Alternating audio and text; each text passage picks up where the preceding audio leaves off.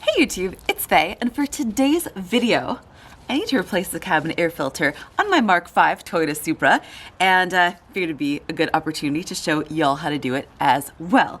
So here is the air filter that I got from the Toyota dealership. Interesting packaging, huh? And there is the part number on the sticker, which appears to be over another sticker. But anyway, here's how the filter looks. You can see this is a super nice, like carbon impregnated, like charcoal style filter, good for getting rid of odors and stuff like that. Now, the recommended service interval for these, actually, like Toyota sort of has like a blanket recommendation for cabin air filters. It's 15,000 miles. I'm like way over that. However, I feel like this is one of those things that is totally up to personal preference rather than actually like an interval, like say like an oil change or like a fuel filter change or something like that. And I know a lot of people that actually just remove these entirely and throw them away because they actually want like more oomph out of their blower motor. Like they don't want their filter to get in the way of the strength of the fan. I don't know, that's not my personal preference, especially not right now because we are in cedar season here in Texas. And I definitely get me some cedar fever. So for those of you who know, like red, itchy eyes, you get a little bit of like cough and sneeze, and especially like in this climate, I don't want to give anyone any reasons not to hang out with me. So I'm not going to scare anyone, think that I have coronavirus or something. So I'm going to go ahead and change this because it is full of cedar pollen. So we're going to begin underneath the passenger side footwell here, which is where the cabin air filter lives. And you don't really need too many tools for this job. I do use these just to make it easier to remove the little hose that's sticking on that vent there, which I'll show you in a second. And then you're also gonna need a T20 Torx bit socket. And you may, just depending on how easy it is for you to get to those little tabs, you also may need a set of pliers. This is not really necessary if you have strong fingers. Sometimes I have weak fingers. And then these are, I don't know, a little serrated, so I just like cover them in tape so that you don't cause any damage to them.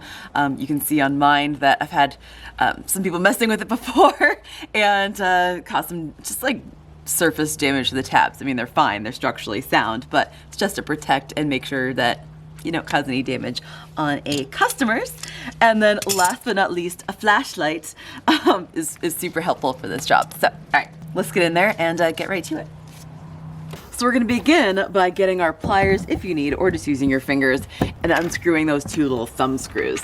Now, those are just gonna be super simple, lefty-loosey, and it should be just only a 90-degree rotation that you're gonna need in order to unscrew both of those, and then you're just gonna be able to pop that lower panel right off. Now, once you get that lower panel off, you're gonna be able to see the bottom of the air box, and you'll see where that air filter is gonna live. There's two little T20 Torx screws that you're gonna remove. And then you're going to grab, in my case, I mean, you can totally do this by hand, but I prefer to use my little hose pliers and gently pull off that little tube that attaches to the bottom of the air filter door. Then on both sides of this lower cover, there's just these two little tabs, and you just push down or pull inward towards the other one on this little tab, and it's gonna come right out. It's so simple. You've got the other one right over here. Once again, you're pulling it towards you or you're pulling the two tabs towards each other. And then once you get this little door off, here comes our filter. Ta-da! Oh! Wow. That one was not installed correctly. What is this? All right, now to install my new filter. And if you compare the two, like they don't really look that different. Like if I was to pull this out, I definitely would not recommend this to a customer.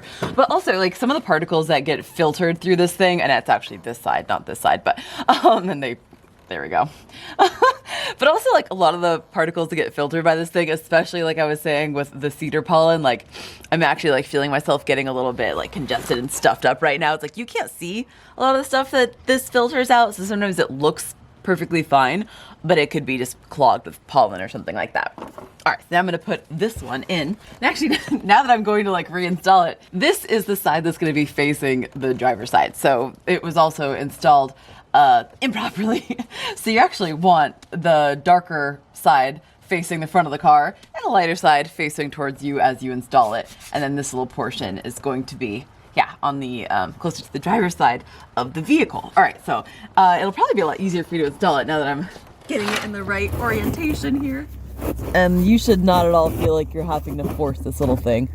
Oh yeah, that fits in there wonderfully. I'm just gonna grab the little door and just gently push the filter up with the door. The filter should move up into position pretty smoothly. Get that hose back on and installed. Now we just got our 2 T20 screws. And these screws have the lowest torque spec ever. I guess not ever, but it's like 25 inch-pounds or something like that. Like, just don't over tighten these. It's just plastic on plastic. And you're just holding in that teeny little air filter. It's literally no big deal. So I just felt it start to give me a little bit of resistance and I'm like, and done. That's it. And then to reinstall this trim piece, you might have noticed on the way out, but there are these 2 little windows here, and then there are little brackets underneath that are just gonna slide right into these little slots, and then you're gonna line up these little guys. And then the side of this panel that's closer to the driver's side of the vehicle, there's this little tab here that fits into this little trim piece, so it goes right in there. So you just gotta align those as you're installing.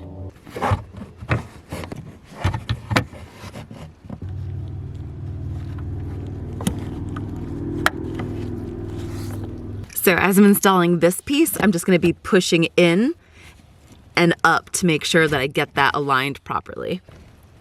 And when you do, that clip should just pop right into place, and then these lines should also match up. So there we go. All right, so that was a super simple, straightforward job with a couple little nuances. And wow, the sun is setting. We have reached golden hour. Thank you so much for watching this video. I hope that you found it helpful. Hope that it helped you change the cabin air filter on your Mk5 Supra. If it did, let me know in the comments below because I always enjoy hearing that. And I will see you in my next video. Bye. Okay, I just realized that I've been like misnaming this the whole time. I've been calling this a cabin air filter, but it is much more sophisticated than that. This is an air refiner element. So, all right. Now that we got that sorted.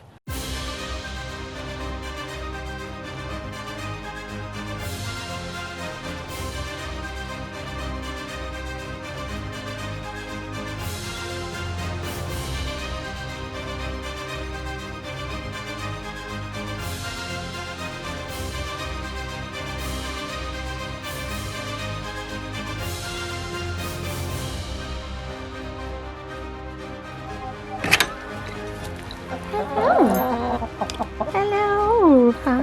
Hi. Hi. Hi. Hello. Hello.